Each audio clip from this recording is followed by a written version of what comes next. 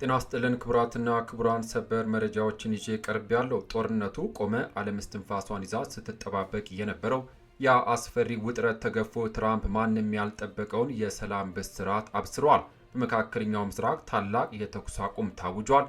ከሊባኖስ እስከ ቴህራን ከዋሽንግተን እስከ ኢየሩሳሌም ድረስ መላውን ዓለም እፎይታ የሰጡ ዝርዝር መረጃዎችን ይዤ ቀርብ ያለው። ቪዲዮን ላይክ በማድረግ ጀምሮ አዳዲስ መረጃ በፍጥነት ዩቲዩብ ላይ ሲለቀቅ ቀድሞ እንዲደርሰው የዩቲዩብ ቻናሌ ሰብስክራይብ ማድረግ የደውል ምልክቷን በመጫን ቤተሰብ እንድትሆኑ በአክብሮት እየጋበዝን ሀሳብ አስተያየቶን በኮሜንት መስጫው ላይ አጋሩ። እስከ ቪዲዮ ፍጻሜ አብራችሁን ቆዩ። ዝርዝር መረጃውን አድምጡ፣ አብረን እንከታተለው።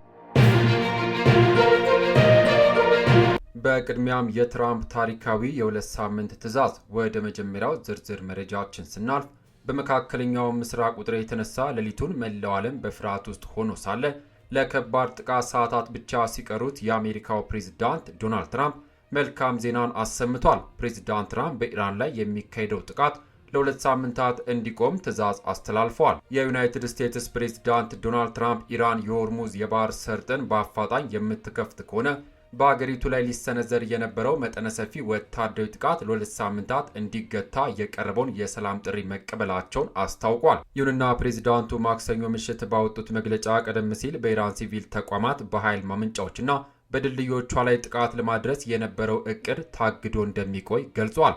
ይህ ውሳኔ የተላለፈው ኢራን ለሁለት ሳምንታት ለሚቆይ የተኩስ አቁም ስምምነት ተገዢ እንድትሆን እንደ ቅድመ ሁኔታ ተቀምጧል። ፕሬዚዳንት ትራምፕ በራሳቸው የትሩዝ ሶሻል ገጽ ላይ እንደገለጹት ውሳኔው የተላለፈው ከፓኪስታን ጠቅላይ ሚኒስትር ሼህባዝ ሻሪፍ እና ከፊልድ ማርሻል ኢሳም ሙኒር ጋር የተደረገውን ውይይት ተከትሎ ነው።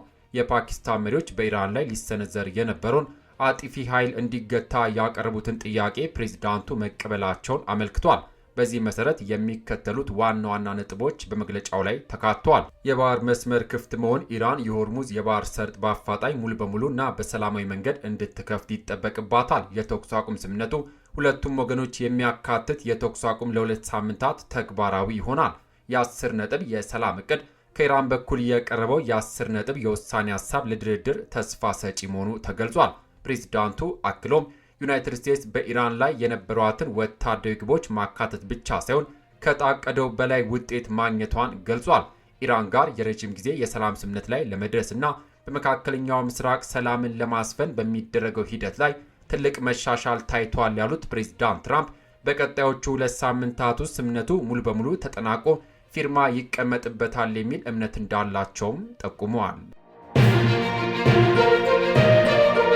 በሌላ ዜና የኢራን ይፋዊ ምላሽና የድል አከባበር ጥሪ። በሁለተኛው መረጃችን የሌሊቱ ብስራት ዜና ከወደ ኢራንም እፎይታን ሰጥቷል። የኢራን ከፍተኛ ብሔራዊ ደህንነት ምክር ቤት በፓኪስታን አወያይነት የቀረበውና ለሁለት ሳምንታት የሚቆየውን የተኩስ አቁም ስምምነት መቀበሉን በይፋ አረጋገጠ። የሀገሪቱ የዜና ወኪል መርህ ባወጣው መግለጫ መሰረት ስምምነቱ የጸደቀው በኢራን አዲሱ መንፈሳዊ መሪ አያቶላ ሞጅተባ ኻሜኒ አማካኝነት ነው።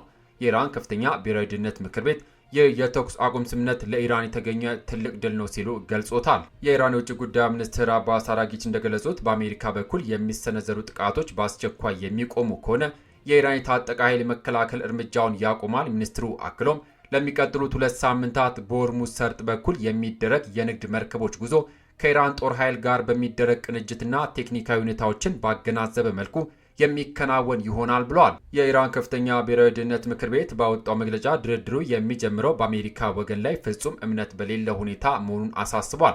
ምክር ቤቱ የሚከተሉትን ጥብቅ መልእክቶችንም አስተላልፏል።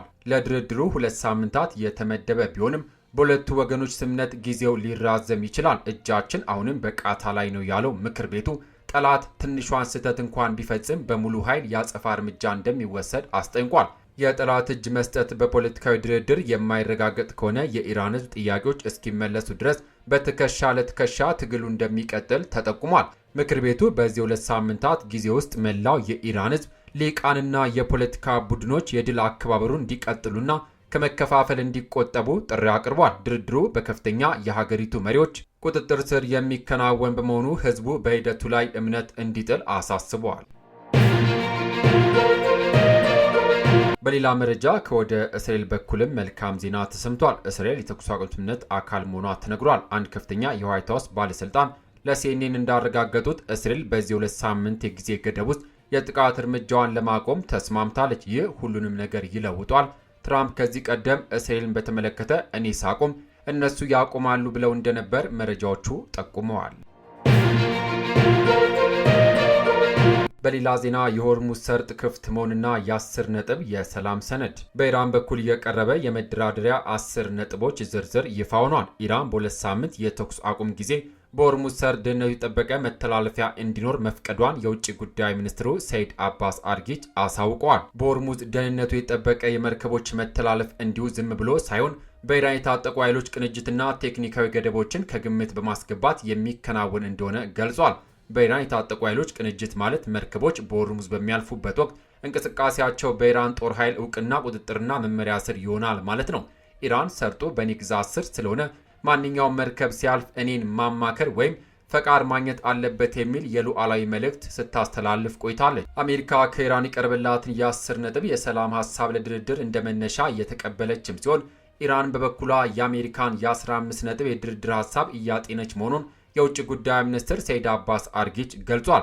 ይህ የተኩስ አቁም ስምምነት ለሳምንታት በቀጠለውና በኢራን መሰረተ ልማቶች ላይ ከባድ ውድመት ባደረሰው ጦርነት ውስጥ የመጀመሪያው ትልቅ ዲፕሎማሲ ስኬት ሆኖም ተመዝግቧል።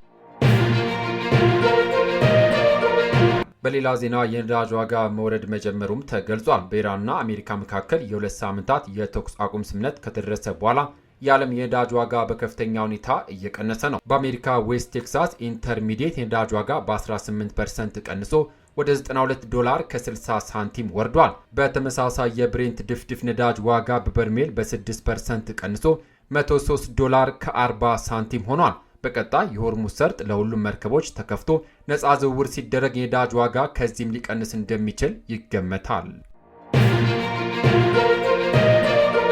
ክቡራትና ክቡራን የዩቲዩብ ቻናል ቤተሰቦች ለሰዓቱ ያስኩላችሁ ሰበር መረጃ እነዚህን ይመስሉ ነበረ። በመካከለኛው ምስራቅ ለሳምንታት በኢኮኖሚና መሰረተ ልማት ላይ የደረሰው ከፍተኛ ጫና የስምምነት ይቃለላል ተብሎ ይጠበቃል። ዓለም አቀፉ ማህበረሰብ በተለይም የነዳጅ ገበያው የስምምነቱ ተግባራዊነት በከፍተኛ ትኩረት እየተከታተለም ይገኛል።